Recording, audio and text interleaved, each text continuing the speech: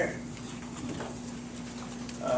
As I mentioned in the last meeting, we are using board docs. So the Board of Education is actually utilizing our notebooks here in front of us to kind of follow along with the agenda. There are still printed copies available in the back as people have as well.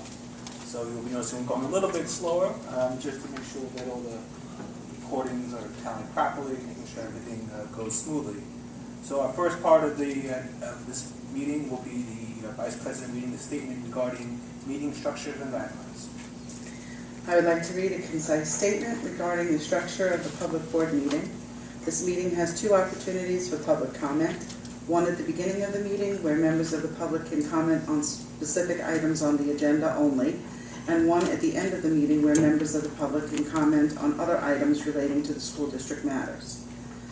Please note that the board would like the community to be aware that these opportunities are for public comment only and are not intended to be a question and answer session or opportunity for public debate. Questions may be responded to at a later date and or the next available board meeting. The public comment does not allow for any kind, both positive and negative, about a specific employee, particularly as it relates to his or her job performance. Any matters related to specific students, including but not limited to disciplinary matters, will not be discussed. Community members are interested in sharing their thoughts and concerns. The board makes available a multitude of venues for discussions with the community, including budget workshops and community-based meetings that are attended by the administration and Board of Education members. In conclusion, the board will adhere to these policies and structures set forth in an effort to allow for a productive, meaningful experience for everyone. Thank you. Great. The next item on our agenda is that we open up for any comments on specific agenda items and agenda items only. Please feel free to come to the microphone.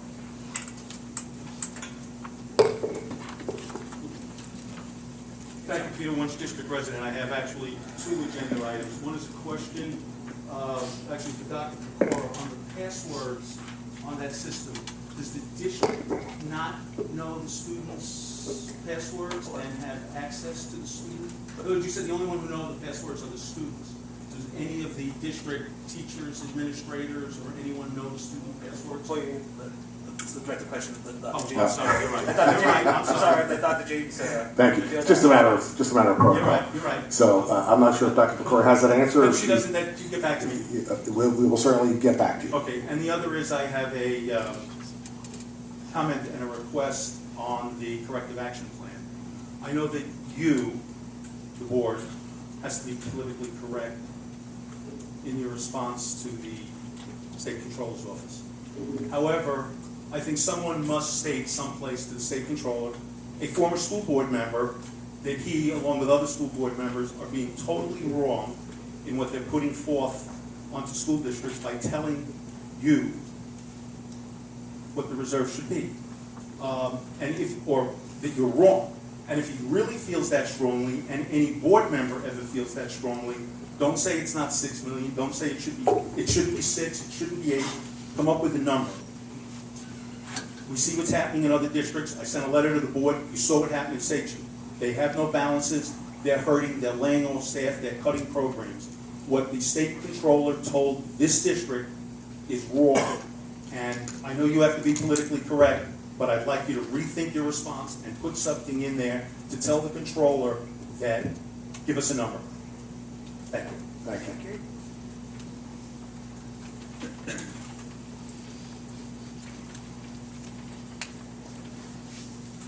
Good evening. Under item G, correspondence, you see that you received a correspondence from somebody in the neighborhood. And I'm just curious how come the content of that email is listed here. This has got to be the first time in the 3 or 4 years I've been coming here that I've seen the content of somebody's email listed in the correspondence section. Is that going to be the precedent going forward, that everybody's content is going to be listed? We'll respond to that at a later date. Because I do know that last month or the month before, I sent an email regarding the controller's audit. And in that email, the content was calling for the resignation of some of the board members, and that never made it to the minutes. Or the agenda, I'm sorry. In item O, corrective action plan, are you guys going to be making that available tonight if everybody can review before you vote on it? There was an administrative report done earlier tonight on the corrective action plan. It was also presented to the budget committee, the audit committee. Is it going to be made available for the public, since you're going to be talking about it potentially? It was. We did a presentation on it tonight. So it's not going to be a handout, you don't have a handout like you have the policy and all the other jazz, yeah?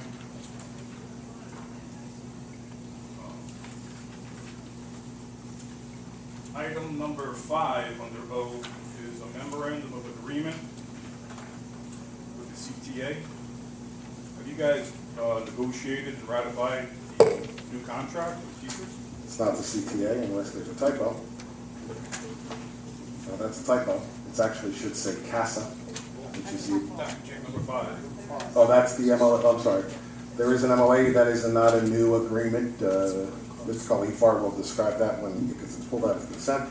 It's regarding clubs. He'll explain that when it comes up for a vote. Well, that's for the payment for the clubs. That's correct. So that's part of the teacher's contract, because it references it on Appendix F1, extracurricular, and that's part of the contract. Am I correct? I don't really know what you're asking me, honestly. Is Appendix F1, extracurricular, pages 67 to 70, part of the teacher's contract? Yes. So, And when this comes up for a vote, so my Mr. question Cohen? is, was the contract renegotiated and ratified? No. So what you're doing is you're ratifying subsections of the contract? You're not doing an entire contract, you're just piecemealing the No. negotiations? No. Mr. Khalifa will explain it when it comes up for a vote. All right, I think, that's the last one, thank you. Thank you very much.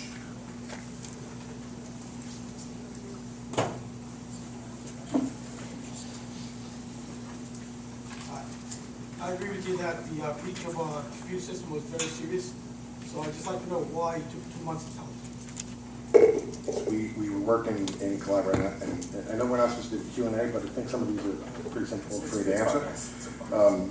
We were working in collaboration with the district attorney and the Suffolk County Police Department, and they had asked us to not make that announcement so that we... 2 months? Yeah. So who Longer. if, God forbid, I'm just saying, they stole my kid's information and used it for credit card and stuff, who's gonna pay me to get my kid's identity back? You, district attorney, who? But they didn't, and we knew that. You say that, but it was just more than downloading a schedule, right? Yes. I'm not going to answer any questions about the investigation. What I'm going to tell you is that we worked with the district attorney, the Suffolk County Police Department, our legal offices, and the administration, and we announced it when it was appropriate. Okay, so I filed for the 680 complaint report. So I can bring it up when I have the complaint report in my hand? I'm not sure what complaint report you The just... police report. I'm not going to discuss the legal issues, Well, I don't understand. because there are pending legal issues. So I can't discuss the legal issues that we're dealing with. I'm not trying to be facetious, I'm trying to be... It's an ongoing investigation on the district attorney's office. If something happened in our schools, we should at least get some information, like timely information. We shouldn't have to wait 2 months for us to get information that someone hacked into our computer system. I understand. I understand your position. We were specifically requested by the DA's office You not found the to... department and the DA told you not to tell us. They didn't tell us. They requested us. Well, they told you not to tell us. But they told you. They requested that we not go public with this until they authorize us to What do you're something. saying, they told you not to tell us for 2 months. I don't know the exact dates, but it was a period of time, 2 yes. months. Okay, Let's not be, the middle of July. okay.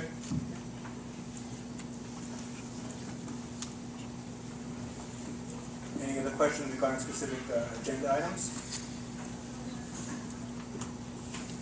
Okay, I'm going to move on to item F. Lost connection? Okay.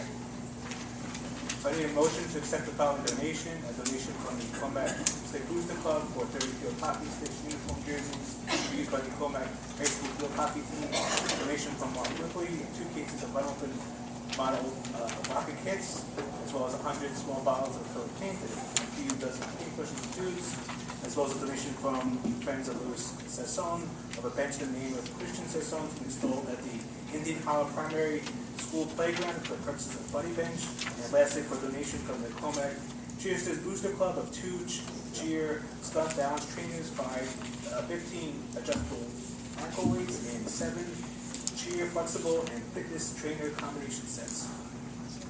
Motion made by Mr. Girolamo, second by Mr. Behar. Any discussion? All in favor? Aye. Aye. I'd like to thank again for these generous donations. And we will, if I'm good to move on to the next one. The next one is just for acknowledging the 2 correspondences as listed in the agenda on September 15th and on September 30th. Moving on to item H, I need a motion to approve the items of the consent agenda, which are items I, the consent agenda minutes. There is no old business. Item K for the consent agenda personnel. Item L for consent agenda bids. Item M for consent agenda new business. There's no consent agenda for legal. So I get a motion made by Mr. Behar, seconded by Mr. Cambellini. Discussions? All in favor? Aye. Aye.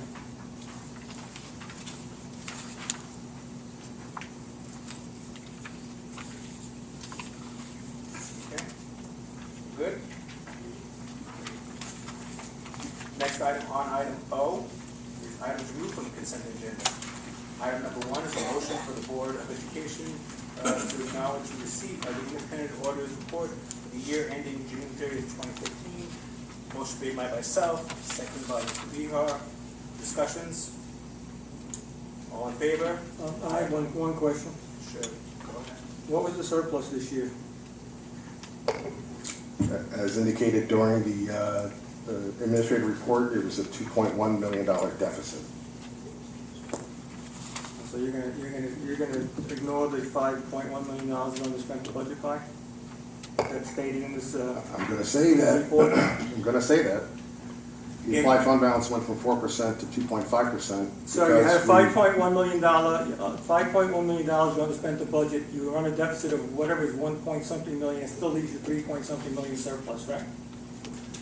Mr. No, Tambellini, I'm you not- have no. a copy of the external audit report? I have it right here, I'm looking at it. Right, so that was left here. We discussed this at the audit committee meeting last week. No, I wasn't here for that, I'm sorry. Yeah, the auditors actually reported that we did, they are the external auditors. They're the one that reported that we ran the deficit. It is their wording. They do agree with our findings that we did run a deficit. So therefore, we're putting forth that we ran a deficit last year. I understand that you don't agree with the wording regarding appropriated fund balances, but we did run a deficit, and we should be concerned about the fact that our fund balance now is at 2.5%.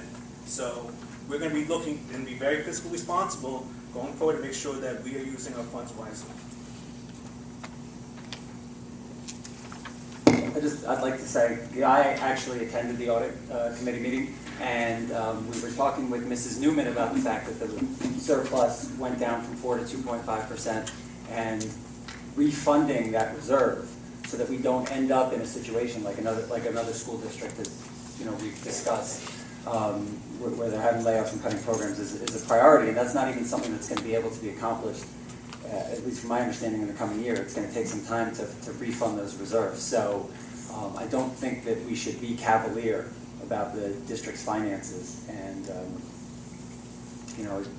that's all I have to say.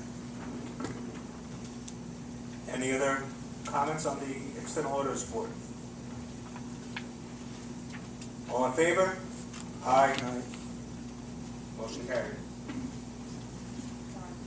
Was it unanimous? Yes. On to item number 2 is the corrective action plan. I need a motion to approve the corrective action plan related to the controller's audit. Motion made by Mrs. DiGirolamo, seconded by myself. Discussions? And I have a couple of comments.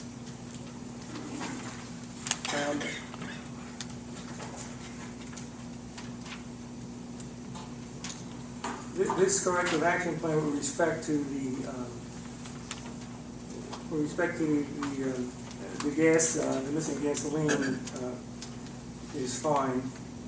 In my view, it lays out specific measures that were taken to cure the issues that the controller found. But with respect to the budgeting process and the corrective action plan that's drafted here, this thing says nothing. This does not lay out any action that this district is going to take to correct the prior methods in which they calculated their budgets that led to the controller's report criticizing the over budgeting the district been engaging in. So what does this say? This says nothing. And why isn't a copy of this given to the public here today, so that they can see it themselves and ask questions that they have? So this corrective action plan, in our estimation, does address it. And clearly there was an opportunity for input at the audit committee meeting. This has also been in your hands for more than 2 weeks. So we haven't heard any input from you on this. Others have issued input. This is the corrective action plan as we see it. And Well, can you identify for me, with Dr. James, I wasn't please? finished. All right, go ahead. So this is the corrective action plan that we've recommended to the board. It's up for a vote tonight. Conversation was held at the audit committee meeting. Yeah, well, as you know, I wasn't at the audit committee last week. I couldn't make it, so I didn't have time to submit my opinion, not that it would have mattered. But can you identify for me where in his action plan, the specific steps that the district is taking to cure the Can we get a copy of it so we the, can read it? that the controller identified in his report? Because I don't see anything here other than a lot of hyperbole here about how fiscal stress and how you guys are trying to do your best with the limited funds that you get.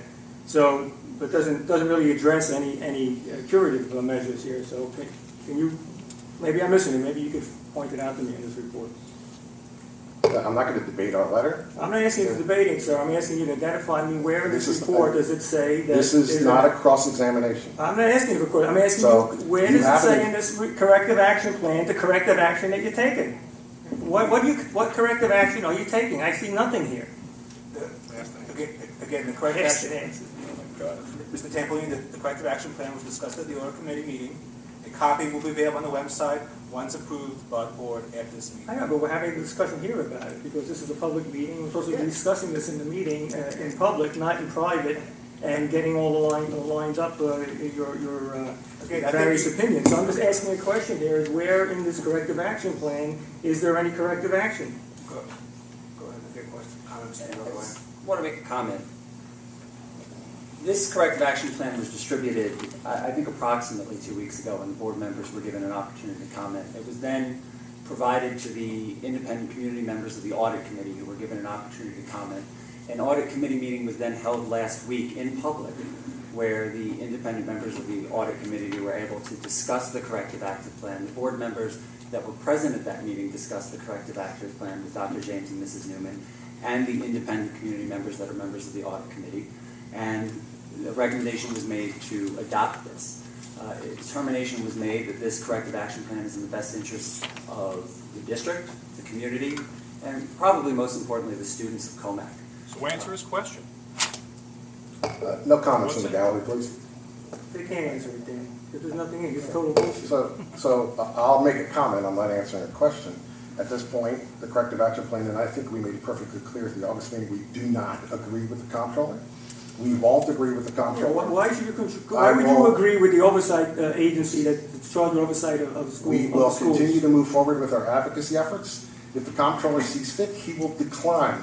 I'm sure he will, corrective but action. this is a goddamn disgrace. How could you put your name Excuse on me, it? don't use profanity in a public meeting, I don't think please. goddamn is profanity. I think it's Mr. worse. Tampolini, I'm going to call meeting to order. Again, please have some respect for the superintendent of the schools. Again, You should this have was discussed respect at, for the people, the taxpayers, this community. That's what you again, expect. you may disagree, as we discussed in the August board meeting, but we, as a board, are not gonna put our community in fiscal stress. It's simple and straightforward as that. We're not gonna be like the districts. If you look at recent audit committee, audit reports he's issued, there's actually other audits where he's actually kind of backed off his sayings that he's been doing. Again, there's no guidelines or anything. He's putting forth what he thinks. So, what you think, what he thinks, could be No, aligned. I'm not going by what agreed. I think, he agreed with what I thought. He Agreed. sent He the made- report that he- criticized the district budgeting practices, you guys are doing nothing to address that. Again, so we agree to disagree, so I'm gonna call for a vote. All in favor? Aye. Opposed? Aye. Opposed. Okay, carries. Next item, item 3, a motion to adopt the tax levy for 2015 and 2016. Motion made by Mr. Behar, seconded by Mr. Tampolini. Discussions? No discussions? All in favor? Aye. Motion carried.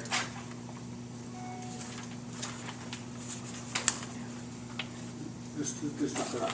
Okay, I'll get your catch back up, go ahead. Yep. Mr. Tax levy. And we just passed the tax levy. Yes. 4-0. I believe Mr. Behar made the motion. Yes. District Clerk didn't get the last one. Okay. Jared, you made the motion? I made the motion, Mr. Tampolini seconded it, and it was Okay. unanimous. Unanimous. Thank you. You up to speed? We're up to speed. Thank you. Okay, thank you. Thank you for being patient, everyone.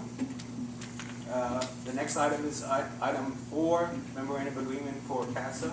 Motion to approve memorandum of agreement between the negotiating committees of the Commack Administration and Supervisory Association CASA and the Board of Education Union Free School District to extend and modify the agreement between the parties, which will expire on June 30, 2018. Motion made by myself, seconded by Mrs. DiGiorno. Discussions, I think. Before Mr. Kalahifar speaks to the conditions set forth in the MOA, I certainly want to recognize the members of CASA, and CASA stands for the Administrative Association, of which you see many of the members here. And what I will tell you is my experience with the administrators in the school district is unsurpassed. They go above and beyond, never looking at the contract conditions, and simply put forth every ounce of effort every day under some very difficult conditions.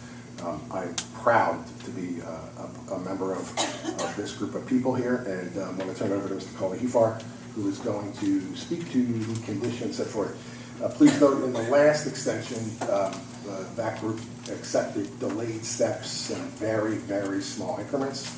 So moving forward, Mr. Kalahifar is going to speak to the conditions set forth in this extension. I moved over here because I didn't want to put my back to anybody as well, but I want to echo what Dr. James said. Tonight, the board is being asked to adopt and approve the MOA, the Memorandum of Agreement between the district and the administrative unit. The administrative unit, headed by Paul Infante, did a lot of work, and I appreciate greatly everything that you've done, Mr. Infante, to get this settled. The one thing that I will tell you, that the settlement stays within their share of the tax cap. We worked, Mrs. Newman and I worked together to back out a lot of the costs that are associated with this unit, health insurance, FICA, and certainly their TRS costs. So the increases reflect those things backed out, similar to what the superintendent's contract is. So their increases are 0.8% for this current year. That's 0.8% for this current year, 0.7 for next year, and 0.75 for the following year. So the appreciation is understanding where we are fiscally. The union was willing to go with those low percentage increases, and we're very thankful. And to be clear, there are steps for administrators, but they stop at step 10. So once you're past step 10, there is no other step increase, and it's the percentages that are received. So the cap was also, I want to point out, calculated based on actual for this year and actual projected for next year. So we worked off of actual numbers, not the 2%, which we can get, but the growth factor has been so low. The unit was understanding of our predicament with regard to that, and certainly we are appreciative of that. Any discussions regarding this? item? I just want to say that in the limited time that I've been a board member, I've had the opportunity to meet the entire administration, which I didn't know beforehand, and it's really a fine group of people, and I'm very happy and pleased to be able to work with all of you, and I'm happy that the administrators worked with the district to agree on a contract that understands the financial crisis that we're in, dealing with the tax cap, and allowing us all to grow together. Thank you. Any other discussions? Call for a vote. All in favor? Aye. Aye. Unanimous. Item number 5, motion to approve the memorandum of agreement by and between the Commack Community School District and the Commack Teachers Association effective September 3rd, 2015, regarding modifications to Appendix F1, extracurricular pages 67 through 70, as set forth in the parties' collective bargaining agreement. Motion made by myself, seconded by Mr. Tampolini. Discussions? Mr. Kalifar is going to brief the board and the public on what's actually in that MOA. The CTA contract was approved for an extension back in 2011. It was a 3-year extension. At that time, in Appendix F1, I believe it is, they have a list of clubs that they approved for students to participate in. Students' interests change. So when a student's interest changes and clubs need to be added, there has to be an MOA that the board approves to allow for that additional club that is not currently in the CTA contract. There are instances of club name changes on this particular MOA. So there is no need for ratification of any kind. This is not an extension or piecemealing agreements in the CTA contract. This is simply correcting things that are not in the present contract that need to go forward. Okay. Any other further discussions regarding this item? Call for a vote. All in favor? Aye. Unanimous.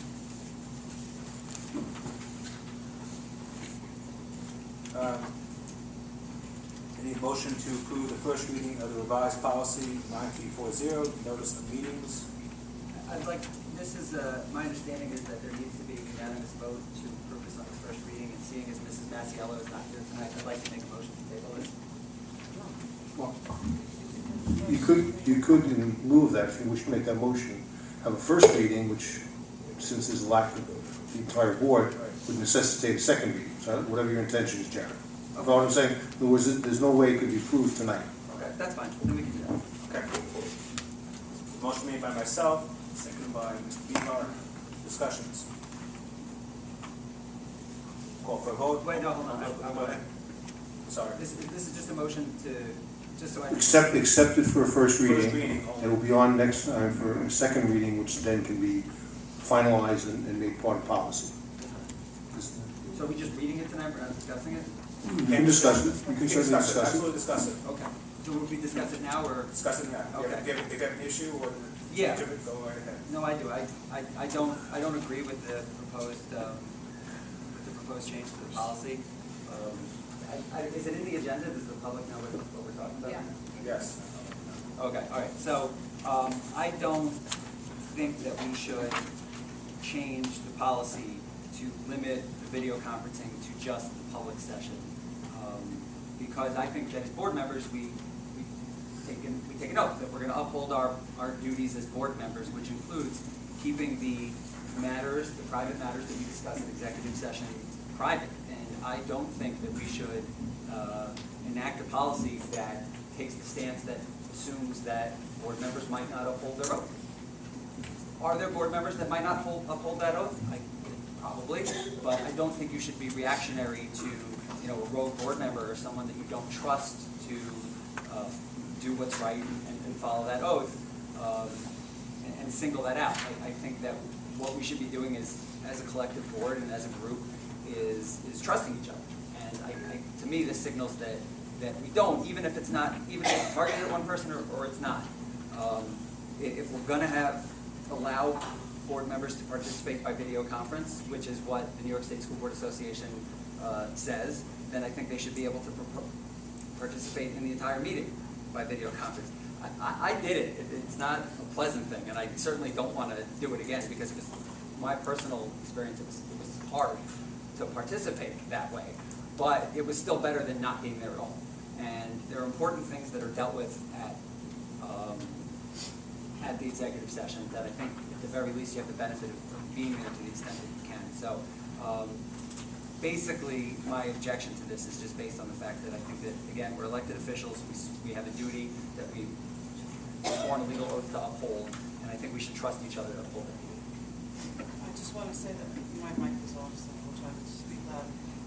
You had said that New York School Board Association says that we have the right to, it only has to do with public participation. Nowhere does it say anything about executive session. Well, it doesn't break it out. No, it specifically is under public participation. If you look at all the laws that have to do about it, it's always under public participation. It's never under executive session. So I understand that you don't want to, you want to trust everybody and stuff, but the whole thing is that, it's one thing when you're talking about budgets and stuff like that. When we're in executive session, we're speaking about employees of the district, we're speaking about students. If for some reason somebody didn't uphold their oath and information got out, I don't think that's the type of thing that you want to make a mistake with, especially student information. So if you can't be in executive session, there are different ways that you can be involved in the conversation. You can always contact Steve, you can contact Dr. James and say, I wasn't there for the executive session, can I come in, can you bring me up to speed? And you're more than welcome to catch up and give your opinion and everything else. But I just don't think that this is the type of information that we really need to, trust everybody. I mean, it's nice to trust everybody, but we all know that sometimes people are human, they screw up. I don't think this is the type of thing that you want to make a mistake with, especially when you're talking about students. I mean, I value all of our staff and stuff, but they're adults, but especially with children. We talk about some really sensitive stuff.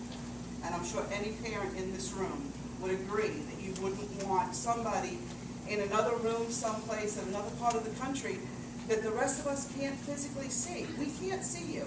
We really don't know what that arena is like that you're sitting in. Like I said to you originally, this isn't a personal thing. It's just in my mind, I want to be able to look across the table at everybody who's usually in the room, know that we're talking about it, the door's closed, and that's it. The conversation is sealed. I don't have that same trust factor when somebody is being projected across, the country on a screen. I understand that. I think it's an excellent point. I think preserving our student privacy should be one of our utmost concerns. So I completely respect that and understand what you're saying. I think that this point may be a little narrow. I mean, you can't prevent someone from talking about what we talked about in executive session or sharing their notes or accidentally leaving their notes out in the open. And so, to me, I understand your point. I don't necessarily know that this is an effective way of achieving that goal, although it is an admirable goal, and I completely agree with you on that. And what I think it does is, instead of bringing that goal to the forefront, instead it just kind of crystallizes the fact that maybe we don't trust everyone on board. And maybe that's true, but I don't think it will always be true. And I don't think that that's a policy that we want to project as board. The one other thing that I'll say is we're also now on a regular basis operating in less than full capacity, and I think robbing potentially us of another voice in executive session to discuss these issues could be a problem too. But that's a lesser point. To me, having a policy that at its base says, yeah, I don't really trust everyone on the board is problematic to me. But I do understand your point in that respect.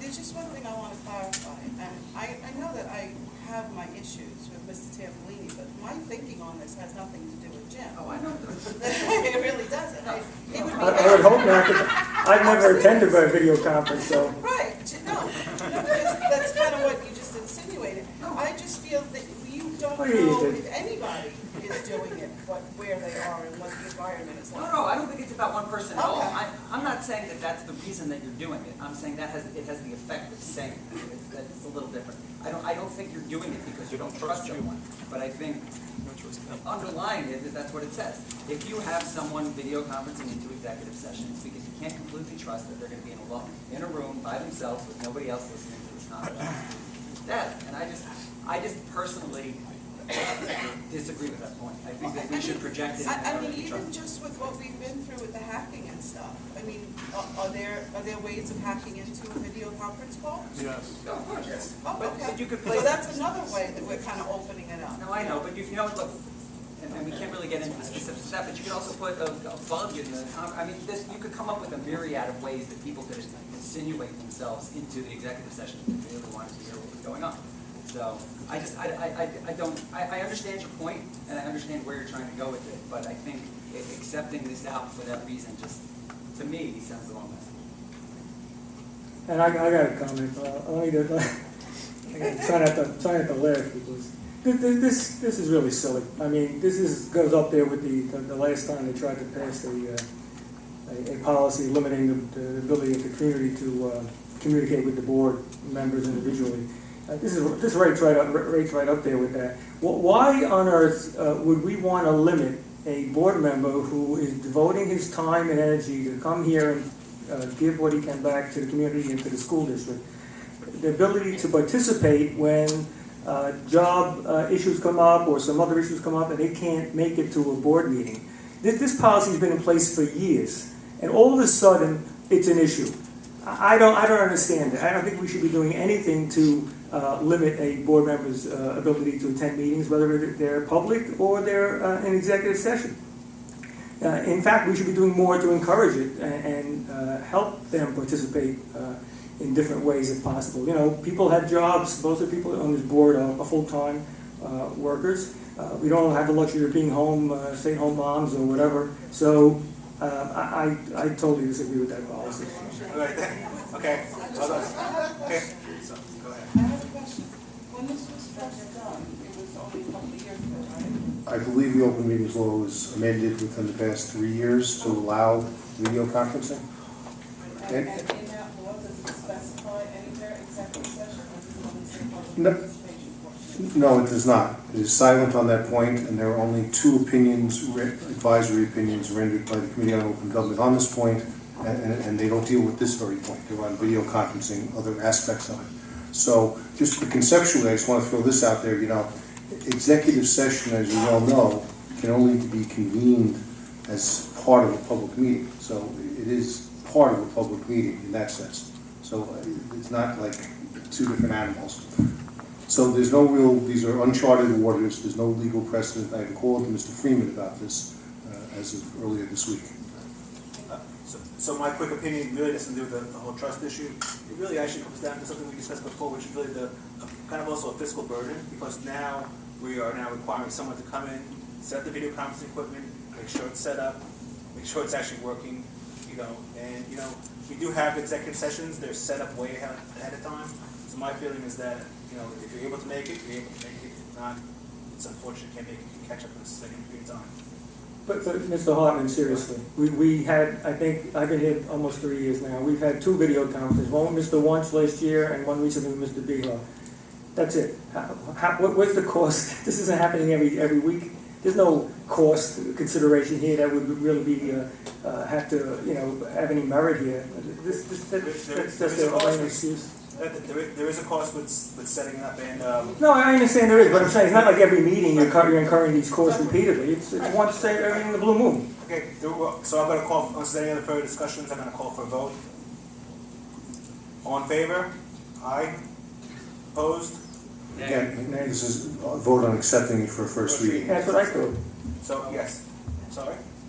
So it's 2-2. Yeah. So it'll be read again for a second reading at the November board meeting.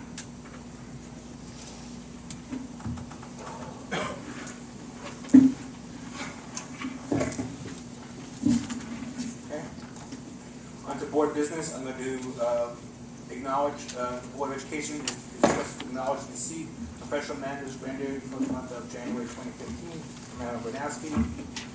Board is requested to acknowledge receipt of the financial reports as listed below, budget transfer reports, CD reports. Item 3, the board is requested to acknowledge receipt of the internal claim orders monthly update. And item 4, they will acknowledge receipt of the Committee on Special Education meetings as listed, as well as acknowledge receipt of the Committee on Preschool Education meetings as listed. Our next regularly Board of Education meeting is in a different venue. We shall be at the middle school on Thursday, November the 19th, 2015. It's anticipated the board will make a motion to adjourn to executive session at 6:30, and at 8 p.m. we'll reconvene in public session for the purposes of holding its regular board meeting. Lastly, Mrs. DiGirolamo has been designated our voting delegate for the Commack Board of Education for the 2015 New York State School Board Association annual meeting to be held on October 2015. Is there any other thing from the board at this time? Okay. I'm going to open up the floor for public. Well, I'm sorry, Steve, I have one question with respect to Mr. Bonoski's invoices.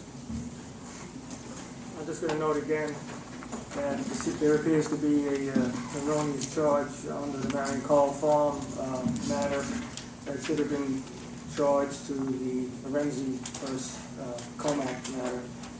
Since it has to deal with the summary judgment motion, it shouldn't be in the general Marion Call matter. Does anybody look at these bills before they go out with the Bonoski? Because this seems to happen a lot. I wouldn't say a lot in your judgment. Which entry is it, Jim? What date? Well, it's the 8/10/15 entry by Mr. Carson talking about the summary judgment motion. You are correct. I will transfer that to the Renzi matter and render a revised bill. And also, I appreciate that. Looking at the invoices, you also had a question because I'm seeing between last month and this month we're racking up quite a large amount of fees on the summary judgment motion, but I'm having a little hard time understanding why we're incurring so much money when we've really basically made the summary judgment motion before. We're just basically resubmitting it, and so I understand there's some work that needs to be done to get it up to par for the resubmission, but why, in my last estimation, it was almost $20,000. That's, I think, almost as much as it was the first time around, so it doesn't make sense that it's costing the same amount of money. My partner, Scott Carson, who's a senior litigator, former president of the Suffolk County Bar Association, and has been honored by various peer groups throughout the state, has expended this amount of time to do a careful job on a difficult motion, and there were, not all the issues were included in the first motion, as you well know, because we did not include the real property law section. Well, also, Mr. Carson was at the last executive session meeting, and all the board members that were present were treated to a report from Mr. Carson and able to ask questions. Thank you. Very good. That really helps me out since I wasn't at the meeting, so thank you for pointing that out again. Okay. At this time, we'll open up the floor to public participation. Good evening again, Peter Wunsch. I've got a couple of things. I'll try and get over them quickly. First, as president of CEF, I would like to throw out that we are looking to do a fundraiser. If there is some way we could get Mr. Hansen's group to do a CD, we would gladly sell it. And please, Paul, I suppose pass that on to him. It was just phenomenal. As a former board member, and I see Mrs. DiGirolamo, you're the voting rep on Tuesday, and I didn't have it before, I wanted to pass it to you. I've highlighted it here. One of the position statements from the board, from NISBA, I would really appreciate you guys voting yes, and it has to do with reducing the frequency of the internal audits. I'm not sure the number. I will hand this to Mrs. Buddy to hand back to you because I don't want to violate policy like I did before. But as you know, I've stated previously that I think this entire internal audit process is a waste of money. And then I have, I would like to comment on your FaceTime, public participation, whatever you want to call it, in exec session. Executive session is for informational purposes only. No voting can happen there. When I participated in the 2 years ago, whenever it was, the one meeting, it was done on FaceTime at my cost from Austria, and I know you were in Canada. I don't know, it probably cost you money. I don't know how you did it. However, since it is for informational purposes only, I don't believe it's something a board should be doing. There are other ways to get the information. I'd also like to, and this is a two-part thing, like to note that the board did vote unanimously, voted yes on setting the tax levy, which certain people have said is the illegality. And then I'm going to come back to the same statement I made in August, that one of the board members 2 years ago stated that if the controller said we were doing things illegally, would I resign from the board? I said yes. I said if he said it was legal, would he resign? He said yes. Stated twice tonight by that board member, 2 different times, the controller criticized the district. He did not find any illegalities. Go through the controller's report for the last 4 months. He cited 8 different individuals as committing illegal acts. None of them were over the same issue of budgeting. Therefore, I would like to, once again, ask that board member, but I have to go through you, Mr. Hartman, to be a man of his word and resign from the board as he said he would. Thank you. And I'm going to hand this to Mr. Clay. Thank you. I'm going to respond to that because first of all, I think, Mr. Wunsch, you're misstating the conversation. It wasn't illegality. It was that they would be critical of the budgeting practices and that they would not be happy that the district was running these multi-million-dollar surpluses every year. That was the conversation. Secondly, as far as voting to approve the tax levy, there's quite a difference there. I expect that you and Mr. Behar seem to miss, is that it's one thing to be against the budget that's being presented to the voters and voting against that, and it's quite another to vote against the will of the public that's approved the budget. I'm not going to supersede my opinion over the will of the public, but I will try to get them a budget that I think is more transparent and fair. So that's the difference, and that's why I voted yes to approve this tax levy. Okay. So the vote is approved. I will accept the second part of your explanation on accepting the tax levy. However, you stated 2 years ago, if the controller said it's illegal, not if he criticized it, that is what you said. Okay. All right. Well, if you read the report, you're not in compliance with the law, that means you're violating it, right? No. Okay. My question then is, if he said it was illegal and the board members were fighting it, you would still be asking them to resign, correct? I'm sorry? If the controller said what the district was doing was illegal, would you be standing there right now and asking the board members, the superintendent, Mrs. Newman, you had a whole laundry list, to... But There's actually a lot of interesting ones to look at here. Yeah. Discussions about a lot of the governor's policies. There's Yeah. discussion on I know, charter schools. and I know there was also some discussion, especially about the 25, 26, about the no confidence, and that was brought by Newark Valley School Board. They're looking for New York State School Board Association member boards to express no confidence in the New York State testing system, and also express no confidence in the New York State APPR system. And those two actually directly relate to Resolution 2 also, which is scheduling frequency of state administrated standardized assessments. Newark Valley School Board also put in an amendment number 1 to that, which was also about adding verbiage to Resolution 2 about having no confidence, the same thing. There's also, some about, they want to open up the sharing of program services with public colleges and municipalities so that BOCES can get, better cost efficient services for everybody. There is, Resolution 5 is to prohibit the governor from including non-fiscal measures in executive budget, which is actually a really good one, because I think it's referring to, you know, what he did this past budget season with, you know, attaching conditions on funds that he was sending to the districts, which I think is appalling, but let's see, what else? We had one about the New York State School Board Association to dissolve Student Achievement Institute, and we were, well, that was an interesting one, because reading it, it sounded like the Student Achievement Institute is actually an entity. It's on the website, but it's not something that's actually sanctioned by New York State School Board Association.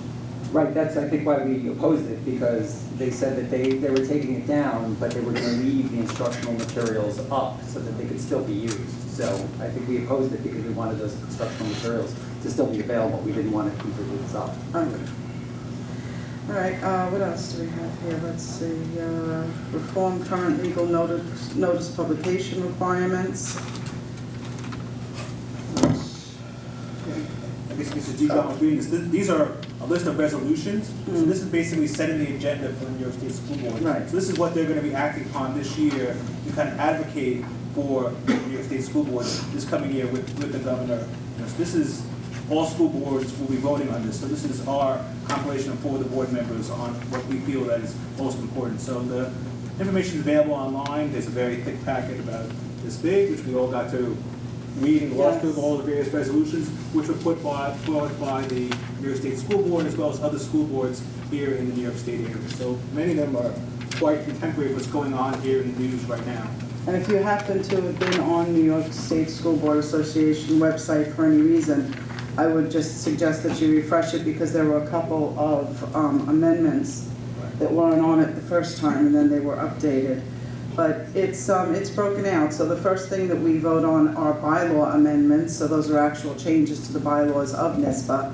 And then the rest is position statements and resolutions for committees, basically for work that they're trying to get, advocacy work that they want to get done.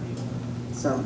Right, this is part of the advocacy work that the board has put forth to try to resolve some of these issues in Albany that have created some of the issues in our district, like Mrs. DiGirolamo mentioned, with the governor putting non-budgetary items into the budget to try to force districts to change the way the governor wants. So this is a convention that the three of us will be attending next week, and as Mrs. DiGirolamo will be voting on behalf of the board.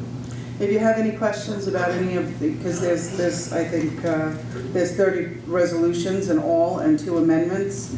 So if you're interested in any additional information, you want to look at it, you know, what some of the amendments, you can either come up and see me, or feel free to email the board and we can get your information back on them. Thank you. Thank you for that small pause as we discuss the resolutions. We'll return back down to public participation regarding any other items. Should I follow this? Go for it. Go for it. I've noticed that there are many differences in how the Common Core learning standards are being implemented across the grades and the schools in the district. I was wondering how the district oversees the alignment to ensure that our children, regardless of which teacher they have and which school they attend, are being educated equally.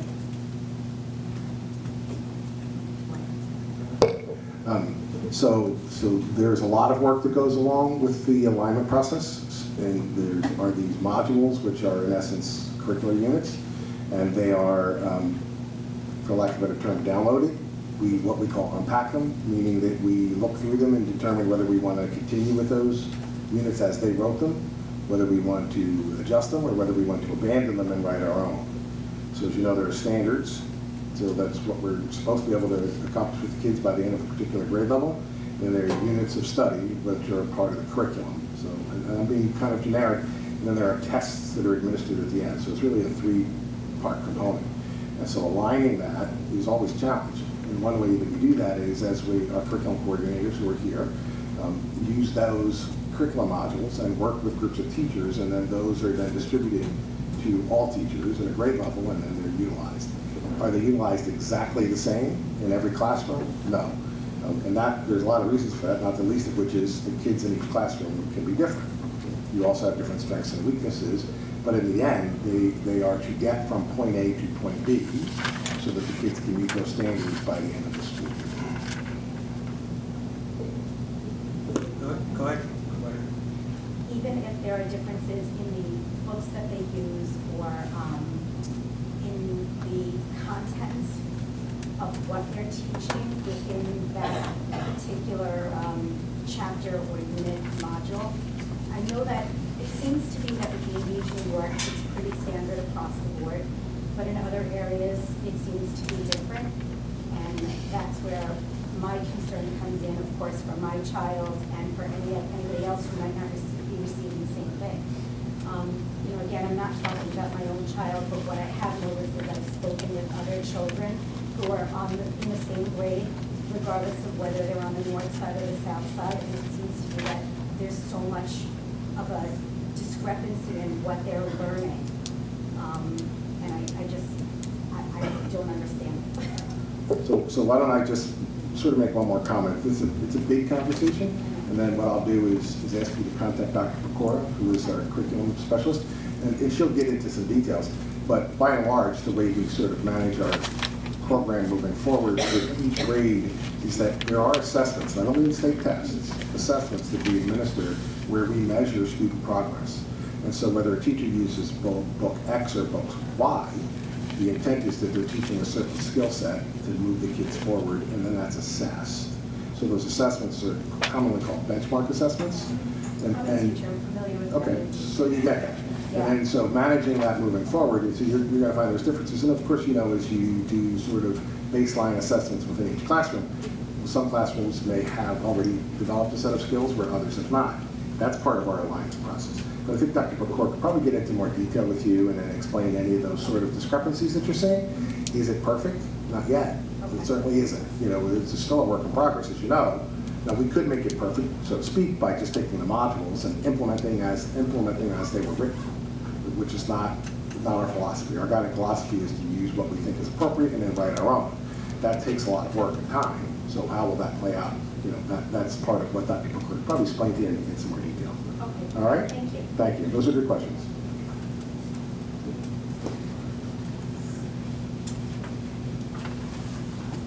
Suzanne Blakewood's parent.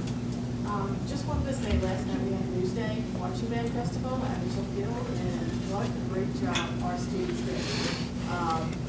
Mr. Infante, Dr. Hanson, Ms. Fransky, they lead these children, young adults, to parents that from other districts around me just kind of say, wow, look at this group of kids and how just polished they were.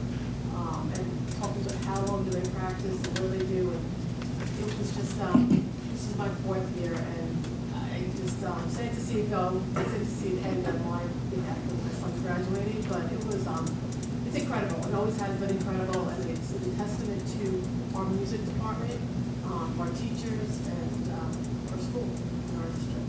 So, thank you. Amazing, they saved the best for last out of the commentary. That was one of the best commentaries. And a lot of people have, because the content kind of copied over some of the things that we were doing here in Commack. And amazing, some people actually stayed to the end to hear Commack because we did such a fantastic job.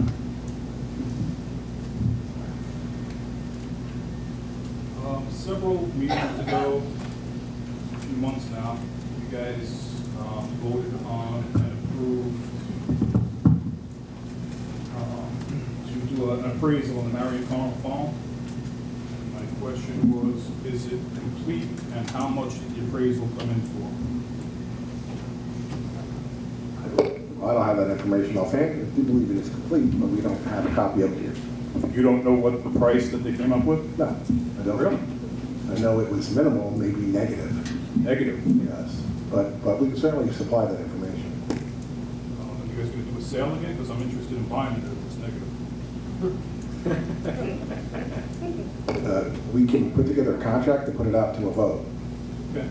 Absolutely. We've actually offered that before to somebody that has a viable plan. We have a viable plan, so Great. we'll be contacting you to get it for a negative amount of money. We could certainly put it up for a vote.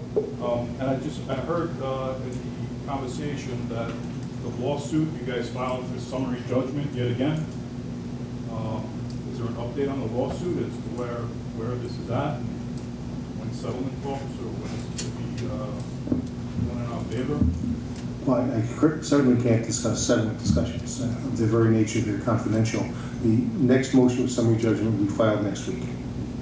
So it hasn't been filed yet? That's correct.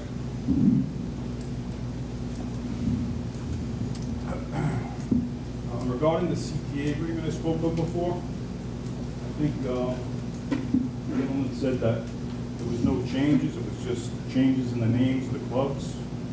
I have the contract and I have the listing of the clubs.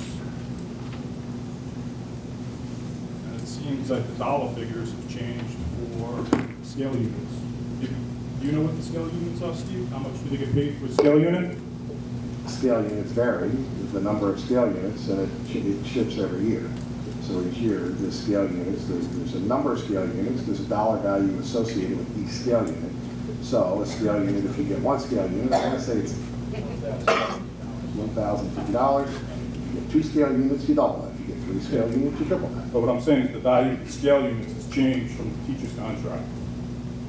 Because that contract was one that was extended. And based on that, and correct me if I'm wrong, Mr. Khalifa, that the annual percentage increase was then added to each one of those scale So you units. think that the 3% increase for the year, or the 6%, whatever, the scale increase, or is it the cost of living, or the So adjustment? when there were increments in the contract, so last year there were not, those teachers got stepped because the contract is expired. This year, there are no increments, they get stepped. But the years prior to that, there were step and increment. So each year there was an increment, and let's say the increment was 1. Then the following year, maybe it was 1.2. Then the following year, maybe it was 2.8. Percentage? Each time those percentages were added to those scale units.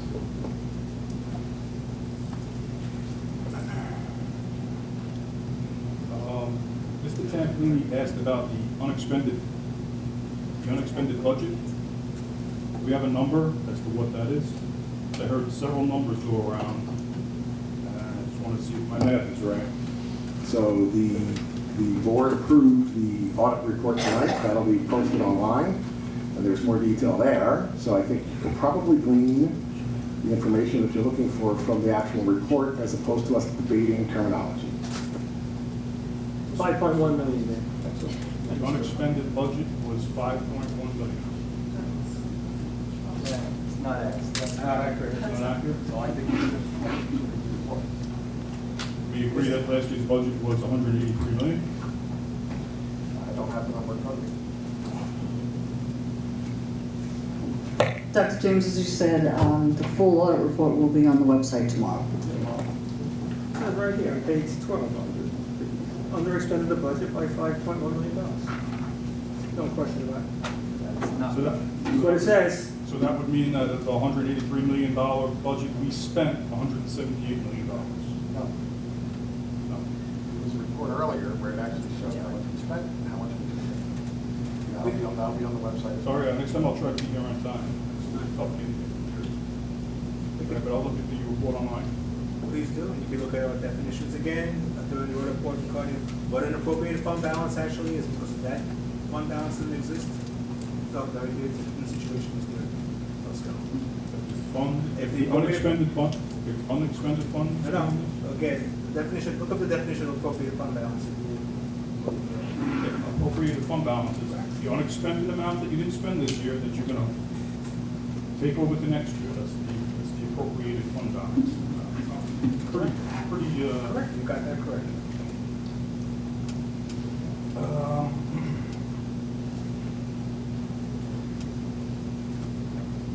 Okay, the corrective action plan, you said it's gonna be online?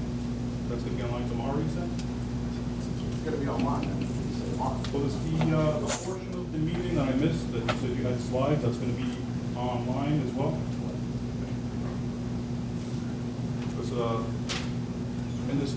in this new policy you guys are gonna put together, right here it says, it's the policy of the Board of Education to fully comply with the open meeting law. The open meeting law says that you're gonna discuss documents, you have to make them available to the public. You guys discussed it, and you can make it available. But you might want to just scratch that little sentence out, because Actually doesn't. It doesn't describe when, it just says we will make it available. for the meeting. It says for the Is that what meeting. it says? That's what the open meeting Is that law what that says. says? What you just read from? It says, it's the policy of the Board of Education to fully comply with the open meeting law. And we did. Difference of opinion. And I believe that is, but the only other thing was, Mr. Behar said that we're in a financial crisis again. The only people that are in a financial crisis are the taxpayers. You guys are getting a lot of money every year that you're not spending, that you saw in the controller's order. So I would lose that terminology. You're not in a financial crisis. We're in a financial crisis. I just worked 15 hours so I could pay my taxes. So just when you can start the budget process, no cost of living increase adjustment for Social Security recipients this year. So just keep that in mind when you're looking for We more. also have to comply with our tax cap, and we have to put forth a charitable program as well. And again, all of us here on this board are taxpayers. I agree that you are one of them. We all here working here to make sure that our education program You is all more want, you important. all want an excellent education. Exactly. If you ask us for a lot of money, just make sure you use it on our kids. Don't have an unexpended budget surplus, grossly overestimated, which is what I think it said in the controller's report. No, it did not. So we're not going to debate the controller's report. In order we're going to debate this issue, we disagree. Okay? We disagree. I said it to the comptroller's people. I will say it again. We disagree. And we do that because we're running deficits. I know you don't agree with us. That's okay. But mischaracterizations will not be accepted. So you have a right to say what you say. What was the And at this mischaracterization? point, that we're not using all of our money. I'm not going to debate this any further. We've said our piece. The corrective action plan is going in. You have a right to vote. I thank you for your comments. Well, what will happen when you submit the corrective action plan? What's the next step? I spoke to that earlier. So which was, we will need approval. If it's not approved, then we will advocate for a corrective action plan that we think is appropriate. Period. That's to be approved by the controller's office. Correct. Okay. Very good. Thank you. Thank you, Mr. Fusco. Anyone else have any comment? Okay. I actually need a motion to adjourn back into executive session for the purpose of discussing advice from our legal counsel. Second by Mr. Behar. All in favor? Aye. Motion carried. At the end of that.